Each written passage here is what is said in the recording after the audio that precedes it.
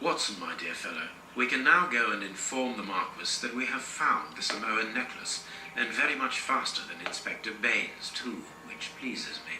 He likes to boast that his methods are equal to mine, but once again the outcome has contradicted him. Ah, but I know that satisfied expression, Mr. Holmes. Have you already solved the case? It's possible. An acrobat, perhaps, but an invisible one? I do not think so. The only explanation is that the thief escaped before the servants arrived. Half a point for the doctor, nil for the inspector.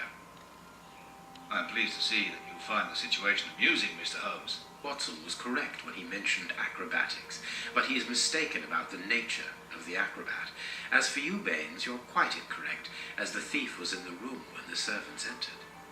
Explain, for heaven's sake, Mr. Holmes. Because he is very small? Stop teasing us, Holmes. Exactly, because he is small and remarkably agile. You're thinking of a monkey? And a trained monkey at that, without a doubt, a Leontopithecus rosalia from Central America. This morning's newspaper. Holmes, have you read this article about you?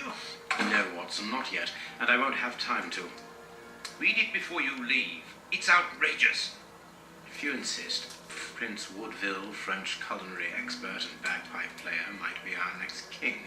That's not so shocking, my dear fellow. You know exactly to which article I'm referring, Holmes. How can Farley dare to tarnish your reputation like that? You know, Watson, that wherever glory walks, jealousy is bound to follow. As for the forgery of the necklace, I suspect that we shall soon be enlightened in this regard. Come in, Inspector Baines. The door's open. Ah, he was such a good man. How could anyone be so brutal? Look at him. He is barely... They were evidently unworthy children, Reverend. Now do please try to calm yourself. I must ask you to leave, and not to touch anything. I must get in touch with the authorities without further delay. Reverend, when the inspectors of Scotland Yard find themselves at a dead end, which they quite often do, I assure you, then they turn to me for help. I don't even know you. I'm going to call the police, whether you like it or not. It would be better for everyone, Reverend, if you kept your temper. Watson, are you taking notes? This affair promises to be a complex one.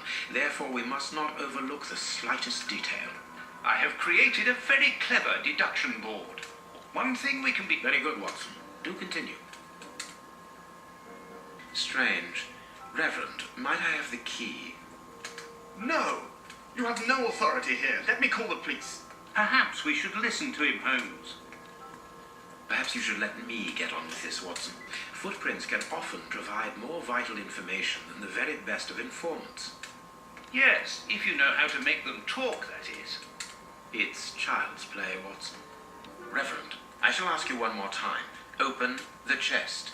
And I'm telling you once more, the chest is locked and shall remain so. Very well. We have reached an impasse. You are a stubborn man, Reverend. Watson, accompany our friend to the police station and return with Inspector Baines. Alone at last. Now I can continue my investigation. My dear Reverend, I notice that you are a chess lover. I trust you will excuse me, but I am never able to resist the appeal of a half-finished game. Resolving your small chess problem has allowed me to discover some very interesting letters. Letters? What do they say?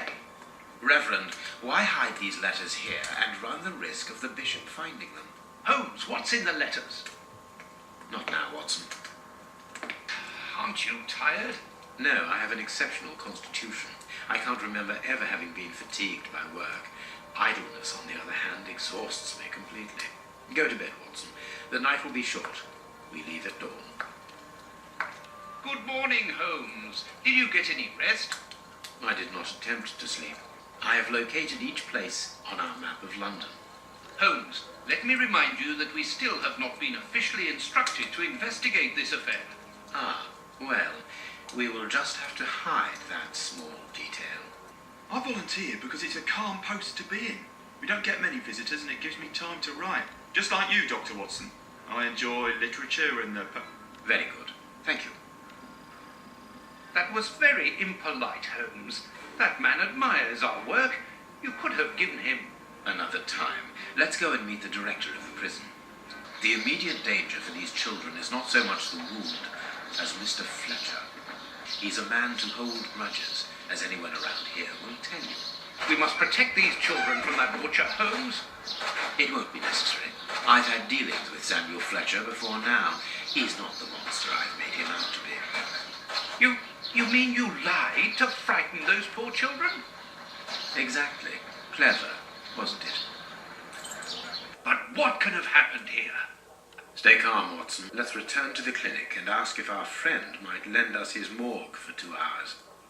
What are you going to do? I'm torn between a nap and a picnic. Oh, I've had enough, Holmes. And this shabby health centre where I've been stagnating for years, it's a public establishment. Of course, I understand, Grant. Good. I understand, first and foremost, that you are a coward. What? A coward, I said. Have you ever carried out a post-mortem, Holmes? It requires a great deal of precision. Don't worry, I learn quickly. Hand me a bone saw. By going to 13 Burner Street. It is in this area.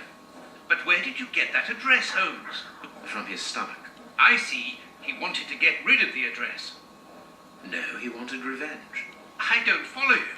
When the man with the missing finger began to feel the effects of the poison, he knew that he was going to die, and he knew that there would be a post-mortem. Shall we go? Good day, gentlemen. Welcome. What can I do for you? One of your regular clients looked within himself to give us your address. He was very helpful. Your friend isn't with you? Sadly, no. He is tied up with his dogs.